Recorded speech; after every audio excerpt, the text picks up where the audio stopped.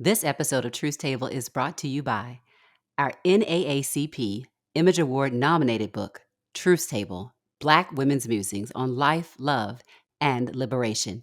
Get it where all books are sold. Sisters, how y'all feel? Brothers, y'all all right? If this is your first time at Truth Table, welcome to the table. And if you've been sitting at the table with us all these years, we are so grateful that you have been listening to us through these years, and we are inviting you to partner with us and support our work at patreon.com/truthstable. Now pull up a chair and have a seat at the table with us. Hey y'all, welcome to Truth Table, Midwives and Culture for Grace and Truth. I'm Ekemini. And I'm Christina. This table is built by Black women and for Black women. So welcome to the table. See, how you doing, good? You know, we've come this far by faith. Hey. Leaning on the Lord. Yes. Trusting in his, I got him all the words. He never failed me yet. Trusting in his Trusting all the things. His goodness is everything. His holy word. I think it's holy word, which we need to trust. A lot of things. I know. He's never failed me yet. Yeah, that's how I'm doing. We are, you know, this is our season ender that we are leading into. So how are you doing as you're coming to this moment? Season 9000. Oh, listen, okay. Season 9, this has been, boy, we've been through a lot this year. We've been through a lot. In the year 20 Crazy 5. Yes. Yeah. Our Still Resisting series. You know, that was the theme again. I don't listen to Black women the first time. Didn't want it to be that way. We didn't want it. It didn't have to be this way. But yeah, here we are. And so I'm grateful that we made it through this season, right? Yeah. We've had a lot of chaos. I think I said a lot of trauma. I don't know what you were about to say. I was like, what's about? What I said, this triflingness just abounds. It's been a lot. Yeah. A lot of unprecedented swift transitions. Yeah. Swift transitions for sure. So I'm glad we were able to persevere, you know, and get through this and complete this season, which I thought was actually a pretty strong season, I believe. For us, still resisting. Indeedly do. All of the things, you know. I thought it was, I don't know. What are your kind of takeaways thus far from the overall season? As we look back, you know, as our souls look back. Yeah. Well, I mean, I tell you what, it was a season that content-wise didn't necessarily come with challenge, but I think execution, administration, and funding wise was a more challenging season. I think it's one of our most challenging. I think our paradigm for how we do things has shifted. So I think in the earlier days, we wouldn't have felt it the same way. Our production was different then. But yes, yeah, because it's strictly audio. Yes, so it's just different now. Yeah. But I think the content we put out was solid. You know, we tried to give people. Well, first of all, the content is based on what we want to talk about. First of all, and what we feel like we need to talk about, what we need to like externalize, you know.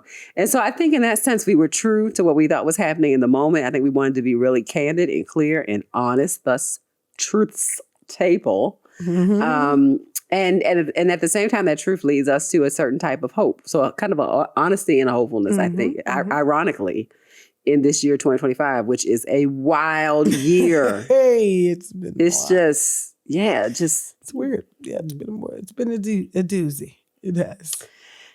Anyway, I often wonder to myself, where was the generation before us? Did they have a year when they were like, this year, 1964, that was a tough one. Hello.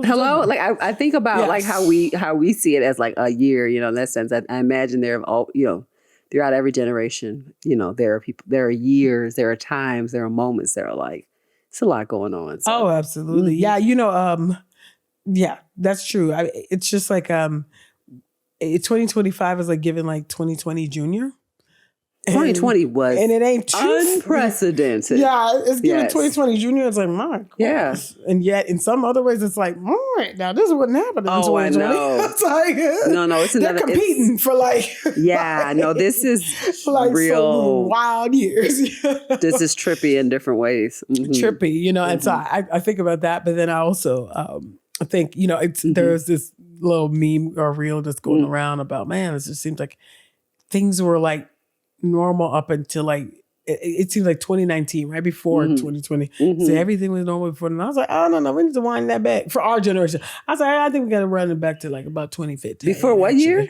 They said 2019. I was like, oh, no, that's too late. I was like, no. The wheels started falling off way before then. I was like, 2015 when Trump first declared. Yeah. Ooh, that's when stuff started really popping off in the zeitgeist. Yeah. Then I would even say 9/11. I would say from there, honestly, it's like things. Yeah. The things start to go off the rails a bit. Well, there was, I will say this, and I think every generation has had its moments, off the chain, moments, and so.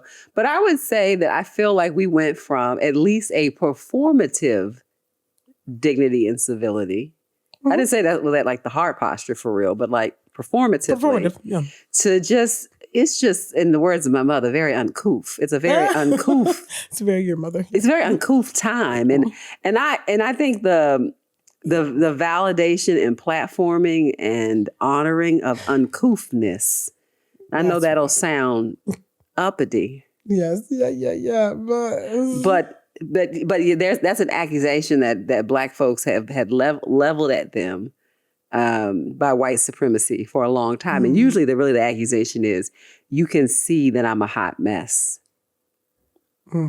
Yeah, it is a hot mess. And so, I think that has been really sad. I think that has done so much harm, like death and pain and suffering have been a consequence to that. So, I mean, I feel like this season we knew that we had to bear witness to it. We had to talk about it. We also had to talk about things besides that, because that is not, the bad news is not the whole story. It's not the whole story. Yeah, and the story is not over. There's still good things happening even in bad years, right? Or even in the midst of chaos. And the story is not over. And it's not over. It's not over. Not even 2025 is over, as we are recording right now. So I think that's important. What, as you think about what we did this season, we have, sometimes we have our, we have series that highlight specific topics or themes. We had two primary anchor series.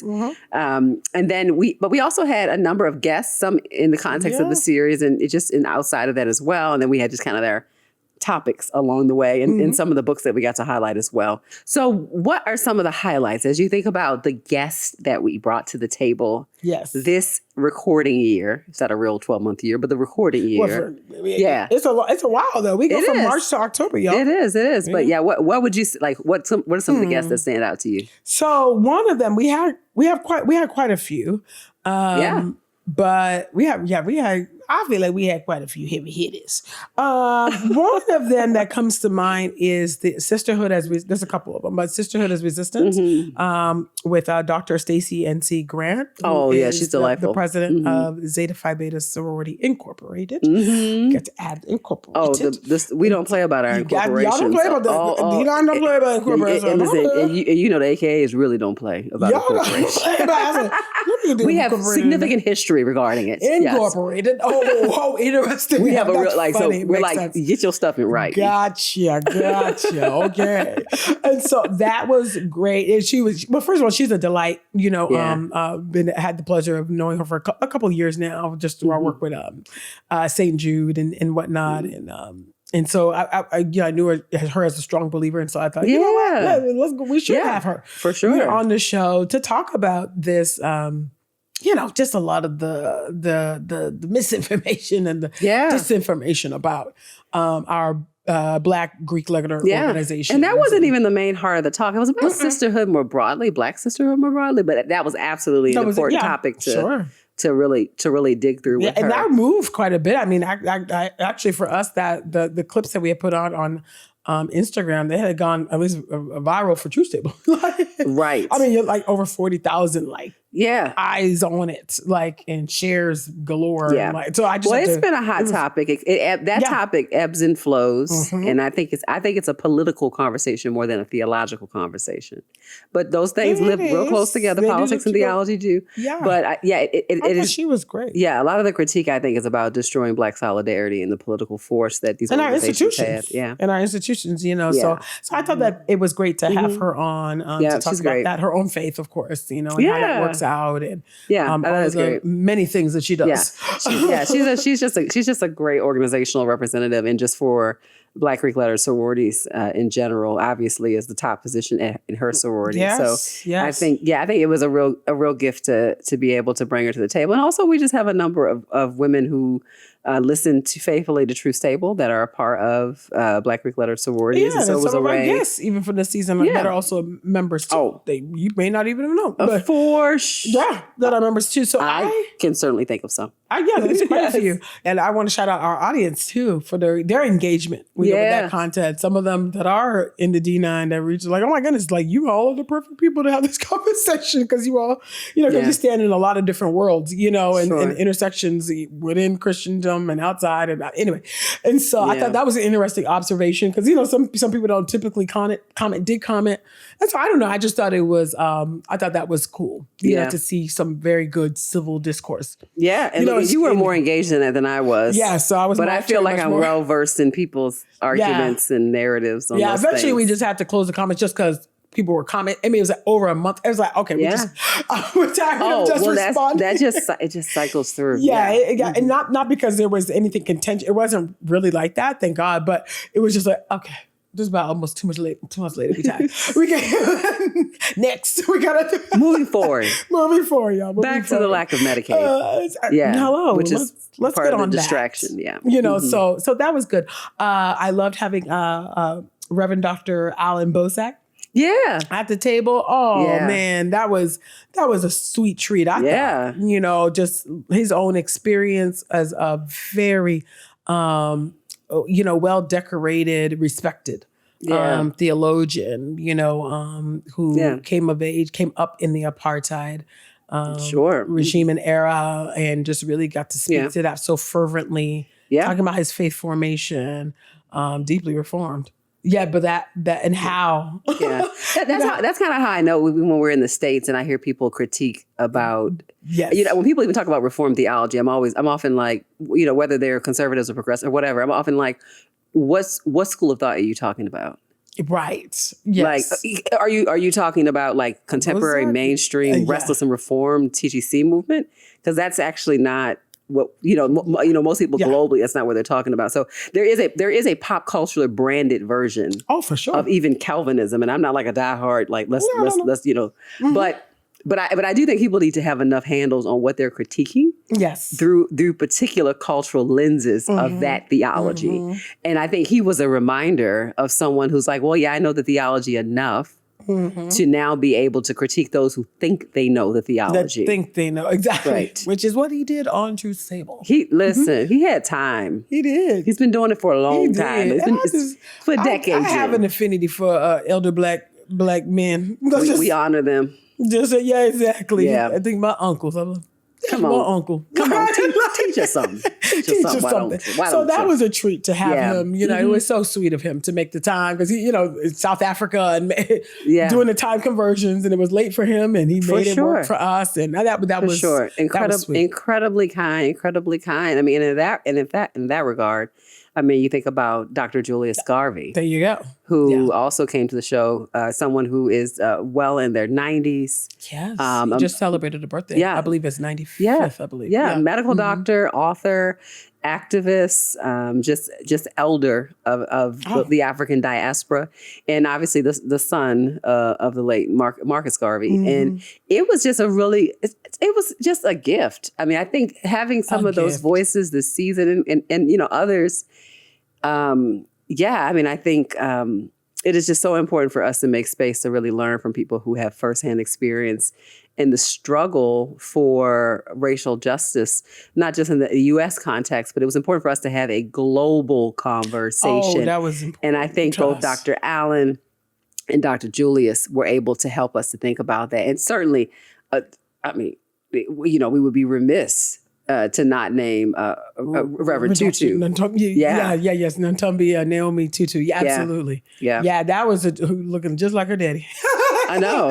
It was such a treat. The sound, it was, to have her at the table was I mean, the Lord really blessed us with the guests this season. Obviously, we could call the roll, but I mean, that was great. We wanted to have a global lens, and there were topics and things that we wanted to talk about this season that we just were not able to get the guests that we thought the right guests to talk about it. And so hopefully that can happen at maybe the next season, God willing, or at maybe a bone. I don't know, but there, we have not forgotten. Particularly, we wanted to address the genocides, happening. It's not just Gaza, but there's also the proxy war that's happening in Sudan, and there's so much Congo, and so, but we need the right guests, to be able to speak to those things. So, we believe in bringing the right people to the table, the experts, to be able to talk about. And obviously, many folks are just up to their eyeballs and living and doing the work. So we respect that. But we definitely want to make space for them to come in the future. And it was just a real gift to highlight and to learn from those voices. And I think, South Africa and the United States have a very interesting parallel narrative in history and understanding of racial stratification in a society that I think is unique to their places. Two nation states in a way that's just different. And I think we certainly have solidarity globally with other peoples of color, but Black people specifically. But there is something about that American and South African narrative together, I think for me, that's striking. So I think there's much to learn in terms of mutuality, but I think we're at a time when we need to really listen in. We have a number of listeners in South Africa, so shout out to y'all. So I particularly hope that they felt seen and respected during those episodes as well. Yes, and that's the feedback we've heard. Is that they're like, oh, True Step was really, kind of going global, and just kind of that was some of the feedback that even our social media manager, praises brought back to us, who is was in Kenya, on the continent in Kenya. So that was cool. That was cool to hear that. That we're just that affirmation. That we're, doing the right thing, trying to put in the work. Led of the Lord, So for sure. So but let's take a quick commercial break, and then when we come back, we got more to say. Breaking down, our table reflections of season 9. Oh my goodness, a whole 9 seasons. Don't go nowhere, y'all. We'll be right back. Our NAACP Image Award nominated book, Truth Table, Black Women's Musings on Life, Love, and Liberation, is making waves and shifting culture. I closed this book feeling like I had just partaken in a multi-course meal, filled with grace and the courage to carry on. And I believe you'll finish this book feeling the same way. Morgan Harper Nichols, artist and poet. Buy Truth Table, Black Women's Musings on Life, Love, and Liberation, at our website or wherever books are sold. As you can see, we're not good for asking for money, but we are asking for money today, and here's why. In order for us to bring the content that we've been bringing to you for years at this point, 8 years, we've got a whole background of folks who are talented and gifted and loving people who we have to pay to make these things happen, as well as ourselves. And we want to keep bringing great content to you. We are in a desert of truth right now. There seems to be lots of lies happening. Lots of lies. And so if you support the idea of promoting truth in any way, shape, or form, we invite you to partner with Truth Table and become one of our Patreon supporters. Yes. Actually, when you become a supporter, you actually get the episodes a couple days before the rest of the world. You get truth early. Yes. You get to speak to, of course, communicate with us. Let us know your thoughts about the episode. And of course, we will be having some more private discussions about things going on in pop culture, in politics, all the things. Nothing. 2025 is very normal. I don't know. Nothing. Whatever. Nothing. It's been in my imagination. Nothing to see here. We'll be talking about the things. So anyway, join our community today, and thank you for sitting at the table with us all these years. Bye, y'all. And we are back at the table for season 9 table reflection. So we were just talking and reflecting on still resistant during this reflections episode. Season 9, y'all. Just taking it all in, and obviously before the break, we talked about just these amazing folks that came for the Resistance series specifically that we talked about. But I'm curious, Ekemini, what are some of the episodes or some of the moments where you felt like you walked away really like learning something? Learning is very important to me. Where you felt like you walked away like learning something, and what guests or what conversation come to mind for you when you think about like, this was interesting. This offered me a different perspective on something. Yeah, well, definitely our episode with an interview with Janae Lewis for the meaning of Pope Leo, because Pope Leo turns out to be everybody's cousin.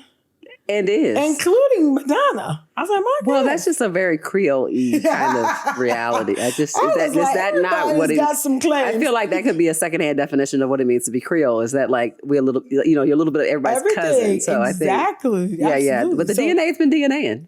Absolutely. So I thought that was great because we had never really explored Catholicism on the show as we're Protestants. Yeah. But I thought that was really great to hear from Janae Lewis, a cradle, Catholic. Yeah. And just the richness of Black Catholic tradition. For sure. And its dominant presence in the U.S. as well. That I don't think we often think of, but it's absolutely it is present, 100%. and her talking about the parish. I don't know. I thought it was great to hear. Yeah. That someone who truly practices Catholicism. I just thought that was fascinating, and she's really brilliant. So. Yeah.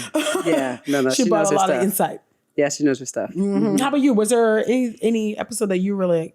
Oh man, I learned. Was it that one, or were there some other ones? That one does come to mind for me as well. I mean, I really appreciated her talking about just the legacy of the former popes. Yes, and and just the way and kind of what they represent within the context of the Catholic household, that household of that tradition, but also what that Pope Leo meant in that moment, socio-politically, globally, right? Because even though we are Protestants, I think everyone kind of understood, like, what does this mean to have this figure come forward who is on record with very clear, I would say biblically rooted theological critiques of behaviors of political leaders. And he's made that known. Absolutely. Yeah. So I appreciate, what does it mean for us to have and some level of a prophetic voice from a global faith leader about injustice and how important that is. It's important. The storefront church who's got something to say that's truthful, that is important too. And also is incredibly important for someone in that position. And the Pope is a very political position. But kind of the timing of that, right? So so that just stood out. I think it made for a really interesting conversation for us to think about, all that it will bring about as we think about religion and politics globally, right? Yeah. And also his commitment to the South American church in light of what we see happening in our context. A U.S. born. Yeah. Shout out to Chicago. You know what I'm saying? Yes. That's what, where his home was for him in many ways. So, anyway, I thought that was really compelling.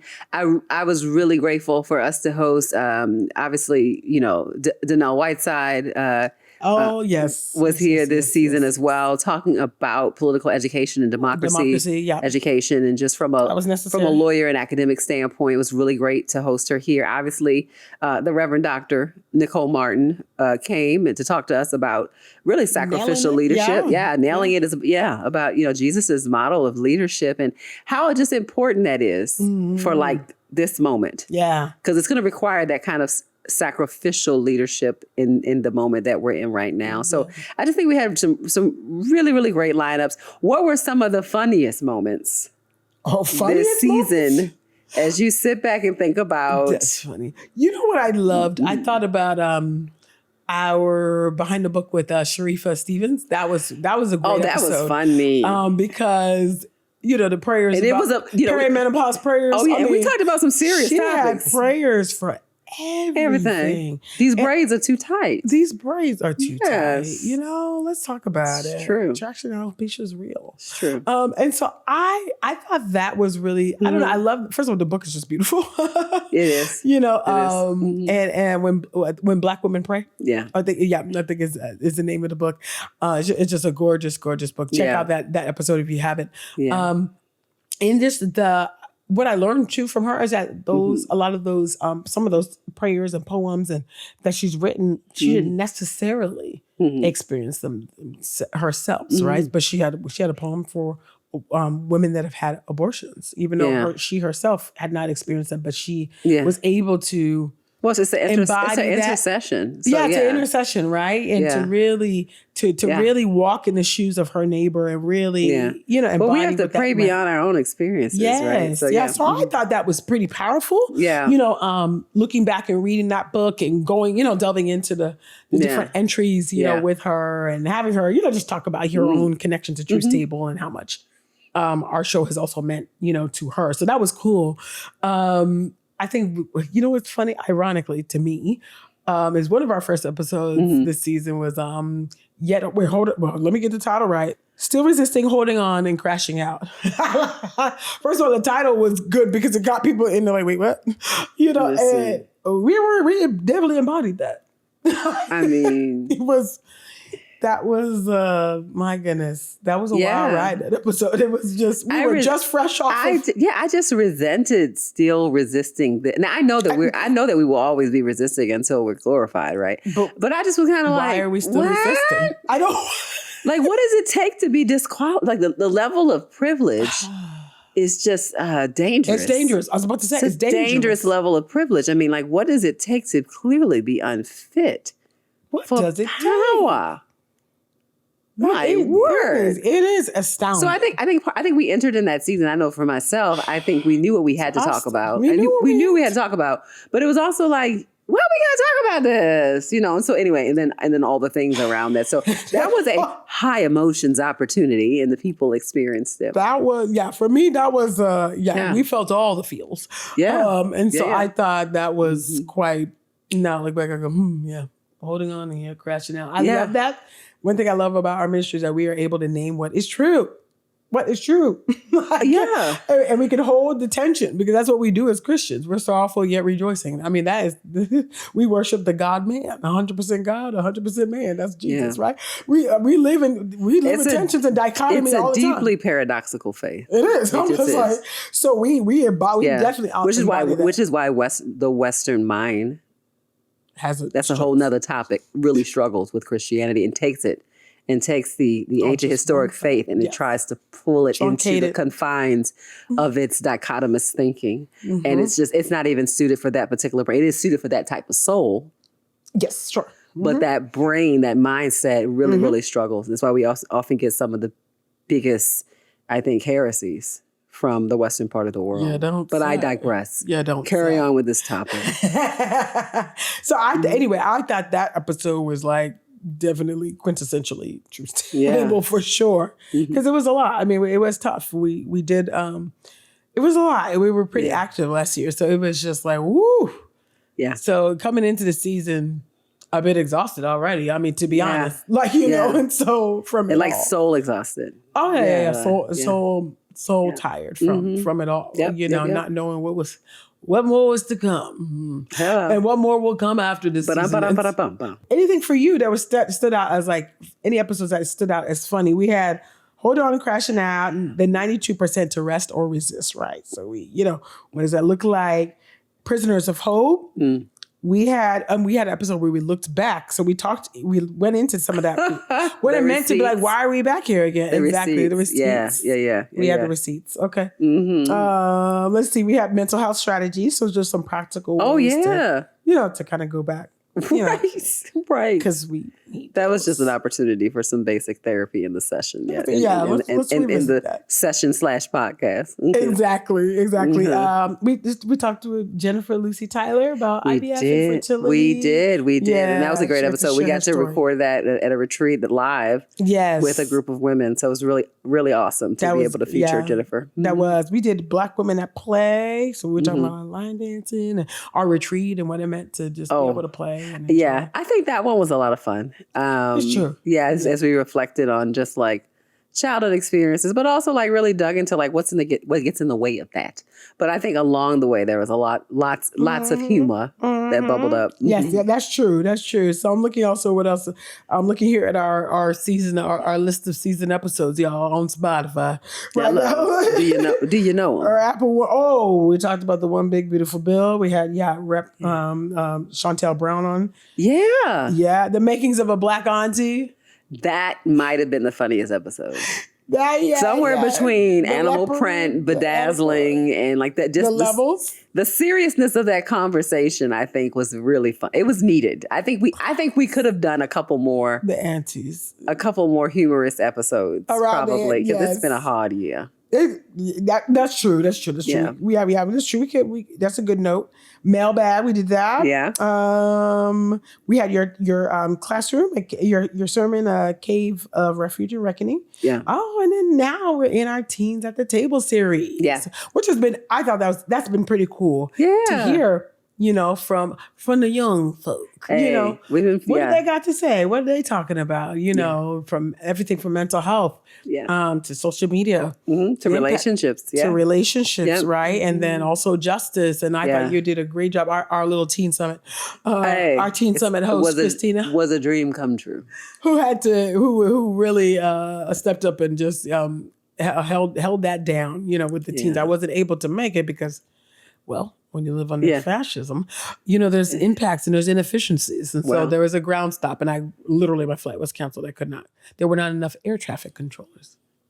It's good to find that out on the ground. I feel like there really should be lots of air traffic controllers. I think we. Well, there were. But This is why there was a show called Crashing Out. See, that's why it was a show about crashing out. Because we're about to crash out right now. They were, and then they fired them. Yes. So here we are again. So it's just. They're really important. It's ridiculous. They are essential workers. They are essential. Absolutely. So So yes, I was not. I literally actually was not able to make it. I was sitting, and I was literally went to the airport. I had every intention, but we got you to join virtually. You got to meet the people and pray with them and chat and give them a context about the show as well. Yes. But that was a great partnership, and we were 10 by 10, and to be able to feature their voices, and I think, just an opportunity to say, like, tell us what we need to know about you, right? And so I found those conversations to be interesting and helpful. It's always good to learn. And they were just a really great group of kids. I mean, young people. That's how old I am. The young people. We were really great. So I was glad to be able to do that. Yeah, they were sweet and just I had good heads on their shoulders. I mean, wise. I thought so. Well adjusted. That was I thought so. I was like, let me get it together. Let me raise the bar. I love that. Yeah, just the way that they were even talking about mental health. That was the latest episode that has released, and I thought that was really great. Yeah. That wasn't a thing growing up, in my era. That really was not a normal kitchen table talk. It was locker room talking. Yeah. So, but it's the free discussion of it was. Yeah, it was really interesting to hear. Like, no, this is just regular. This is regular conversation for them. And I thought that is a positive move and a great direction. It is. From our generation to theirs. Yeah. I think that has really, that's one positive thing I can say. That's moving in the right direction. Yeah, I agree as well. Is that, being able to talk about mental health, especially in our community. Yeah. So yay us for that. Because yay us indeed. No, because that's one thing, because you could look back and be like, man, everything's terrible. But that's one thing that has moved in the right direction. Well, there are many things that are, what is it? The Sojourner Truth says to Frederick Douglass, is God dead? I mean, there's God is yet alive. So there's always going to be something. There's always going to be beauty. There's always going to be growth. There's always going to be repentance and change and wholeness. And so that is a good reminder. And it was good to see that generation say, like, no, we've actually matured in that way. And I was like, good job, guys. Come on. Yeah. Please come on and help us. Please. As you can see, we're rock bottom. Listen, we died.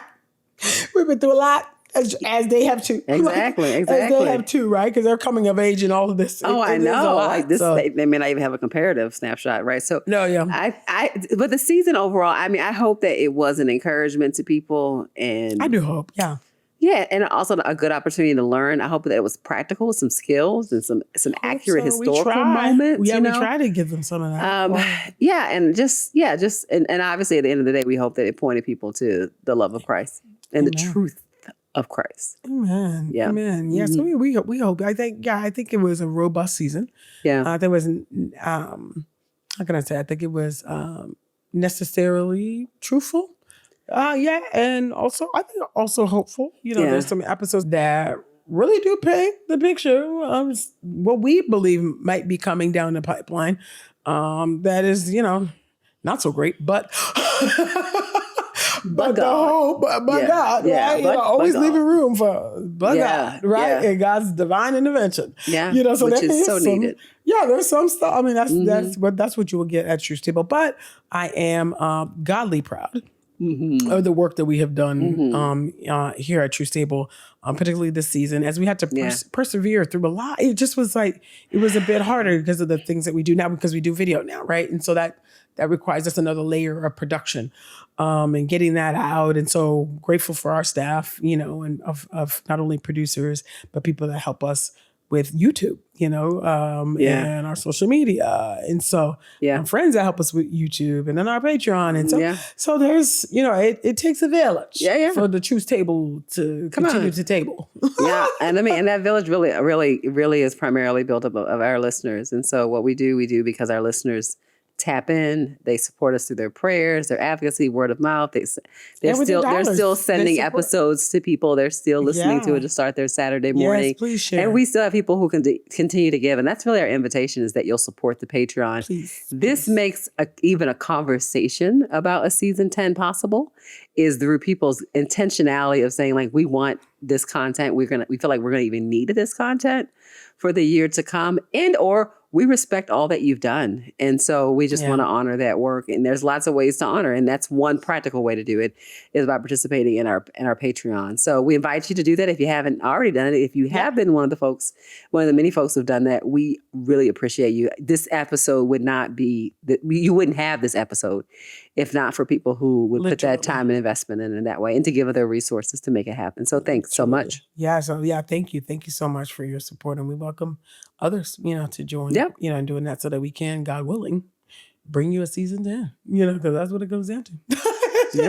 We just need the support, the financial support to make that happen. So we continue to give you guys these episodes and this, I believe, rich content, and that hopefully, points you to Christ and helps you to be a better neighbor, as we all need to be, So I thought I always enjoy being at the table with you, my sister. You as well. Through all of these years. God has kept us Hello. For 900 years. No. 9 seasons, God is good. That's a long time in podcasting years. A long time to have life, to have strength, to have clarity of thought, to have hope, to be grounded in truth. I mean, that's the keeping power of God. That is. The Holy Spirit has been upholding us, keeping us faithful by God's grace. So we thank God, So who was our executive producer? Hello. All of the real churchy folk be like, Jesus Christ. You look at them old school videos and be like, executive producer, Jesus Christ. Like, the Lord is like, I'm not executively producing anything. I'm not your homeboy or your executive producer. I love us. I know. God, I love churchy folk. I know. I am you, you are me. Yeah. It's true. So no, I'm excited. I'm looking forward to our rest though. The resting in podcasting is still a building as it relates to the foundation. Yes. And so we'd also encourage people to think about partnering with us in the work of the foundation. That's really the embodiment of the podcast, where we actually get to invest in the mentoring development of Black Christian women globally. The teachings. That's what we do. Facebook discipleship group, but so much beyond that, just the mentorship, the cohorts, the retreats, that the foundation really, we see it as living beyond even the content that we bring. It's this content put to life. Yes. So we invite for folks to partner with that nonprofit organization that we founded. Truth Table Foundation. And so check it out. If you feel ignorant to it as I'm talking to it, then make it your business to get to learn about Truth Table Foundation. And the link is in the show notes there. Absolutely. And to partner there as well too. That's not about the content here per se, but it's about actually building up and supporting Black Christian women. And I can't think of a more important time to do that than now. Hello. And the time is now. Yeah. Now, honestly, now is the time to put the money where the mouth is, for real. Like, this is the time when really Black Christian women actually do need support. Now that all of this, the things are being moved and the resources are now being redirected. That's the nice way of saying we ain't not supporting that no more. Yeah. So seriously, this is actually the time if you're able to do that. And if not, we also invite you to pray, whether you can or can't. Yeah, you should do that anyway. Please just pray for us at minimum. Please do that. So yeah, but it was a joy to be at the table with you, my sister, as well, and our Still Resisting series. And because we're still resisting. We are. Yeah. At the time that this is aired, I think. It is. It's like, wow. Surprise us, Lord. Oh, listen. We invite Come your on, surprise, good news. Lord. Come on. Absolutely. Breaking news with something good. Amen. Breaking good news. Ooh. Amen. Yes, amen. please love Amen. it. So we will see y'all next season, God willing. God willing. Again, God willing. From somewhere. Or somewhere. So yeah, thank y'all for sitting at this table with us this season for the Still Resisting series and Teens at the table. Yeah. And God willing, we're going to take a nice little break. And God willing, you will see us again for Truth Table Season 10. Oh my goodness. Double digits. And it is in our minds guaranteed to be unprecedented in positive ways. Okay, I was like, but in order for us to get there, to this season 10 and really what we have planned in our mind, we really do need the partnership. So we look forward to y'all doing that. That's true. And again, we're thankful that you hung with us all season long, and some of y'all throughout all of these years. All the years. So some people have been sitting with us since 2017 or 2017 when we started. My goodness, that's amazing. So thank you. And if you let us know, your thoughts about season 9, Table Reflections. What were your favorite episodes? What were your favorite interviews? What were the funny moments, for you? Because, sometimes they hear things that we don't hear, or something really jumps out at them. I'm sure. We would love to hear, what really jumped out at you this season, what you loved, about this season.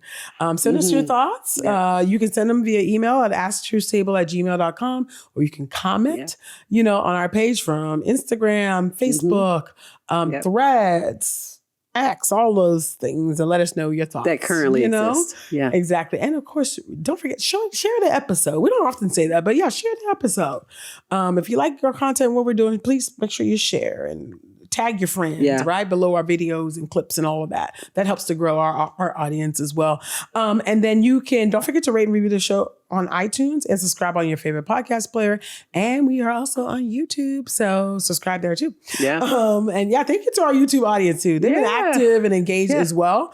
And so we're grateful Let's go. for that too. And thank you to our producers. Well, first of all, me and Christina are the executive producers of Truth Table. We also like to thank our video and audio producers, both. Oh my goodness, we have Patrick, we have Daryl, and Joshua. So we're grateful for all three. Thank you, gentlemen. Yes, thank y'all. And so, thank you for taking a seat at the table with us. And we'll see y'all next season. Bye.